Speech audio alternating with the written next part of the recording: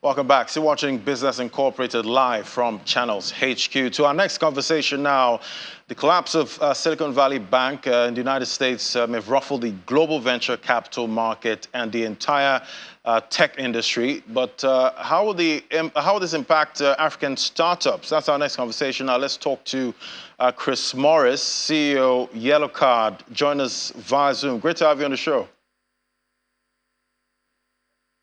So what impact are we expecting from this? We know, techs and startups globally are quite nervous, at this time. And I hear it's going to impact how they're going to be able to pay their staffs this month. What are you expecting for African fintechs? Yeah, well, look, it was a pretty wild weekend with with SVB, right? I think the short-term good news is that all deposits are available as of this morning U.S. time. So nobody should have any problem making payroll or paying their staff or paying any contractors.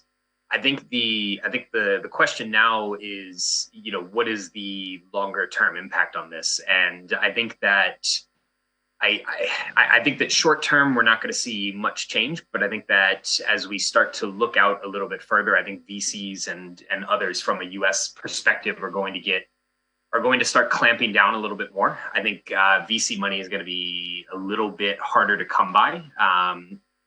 And so, what does that mean specifically for Africa? It means that people are going to have to work harder to get the same amount of money, right? I think, as funds get clamped from a VC perspective, you have less money trying to go into the same number or more startups. And so it's going to be up to the companies to work harder, to, produce more numbers, to build sustainable business models. And then those companies will always find funding. And I think for some of the other companies that we've seen funded over the past several years, even from an African perspective, it'll be tough for them to find that same level of funding moving forward. And how do you think this will impact how startups, keep their money at this time? Because I know a couple of them are already moving funds around, different banks that, look quite stable. But how will this impact, custody of funds going forward?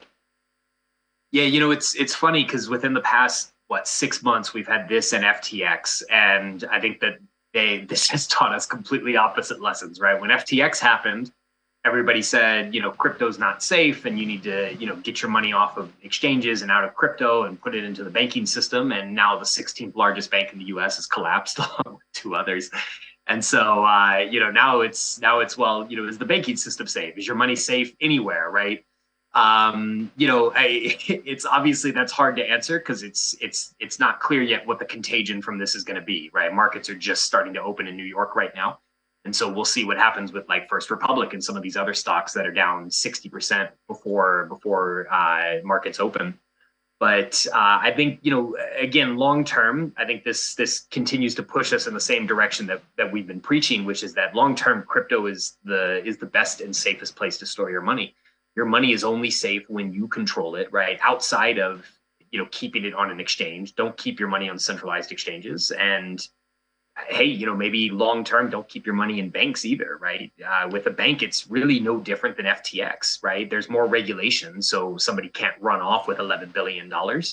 But it's the same in that when you deposit your money with a bank, you're essentially making that bank a loan, right? And that bank is turning around and loaning that money out to other people. And they're, putting it in mortgages, they're putting it in treasuries, they're putting it in different assets, right? And unfortunately, Silicon Valley Bank made a $91 billion mistake with their just asset risk management. And yeah, and so now we're here, right? And I think, again, medium, long term, crypto is going to continue to be the safest place to hold your money because there's no safer place than something that you control yourself. So I guess the narrative with crypto, that's not your keys, not your funds. So what are we going to call the one with the banks now? Is it if the funds are not in your possession, not your funds?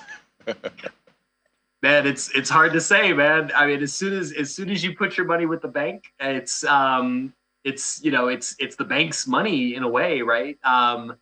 And look, I think this does set a dangerous precedent, right? Because the U.S. government is sort of now the question is how much is the FDIC going to do? How much are U.S. taxpayers going to have to backfill? As of right now, Janet Yellen and the Treasury are saying that there's no taxpayer funds are going to be used to backfill these deposits, and it creates a question of, when does a bank become too big to fail? And if certain banks are too big to fail, so like JP Morgan, Bank of America, Wells Fargo, if these guys are obviously too big to fail, then why would you keep your money anywhere else, right? Why would I as an individual keep my money in a small community bank when it's, it could just fail, right? I would just keep my money with JP Morgan. And it also creates a sort of a dangerous precedent for businesses, because JP Morgan, Bank of America, Wells Fargo, very well known for not accepting a lot of types of business, right? They don't take on a lot of, African fintech. They don't take on a lot of crypto companies, right? And so if you can't get a bank account with one of these banks, and these are the only banks that matter and that would potentially be backfilled, then, are you out of business? What happens then, right? So I think there's a lot of questions that the Fed and the Treasury Department need to answer around this, and we'll see what happens. But yeah, it's a wait and see game at this point. But, all eyes still on central bankers globally. Some are expecting the central bankers are going to, pivot on their rate hike story this time. But what are you expecting? Because they said, the U.S. Fed said they'll keep raising rates as long as inflation stays elevated, at this time. But what are you expecting for rate hikes? Yeah, well, they haven't done anything with inflation yet. So I don't know. Treasuries are paying out, 5% right now? I don't know how much higher they can get it. So, hey, look, we'll see.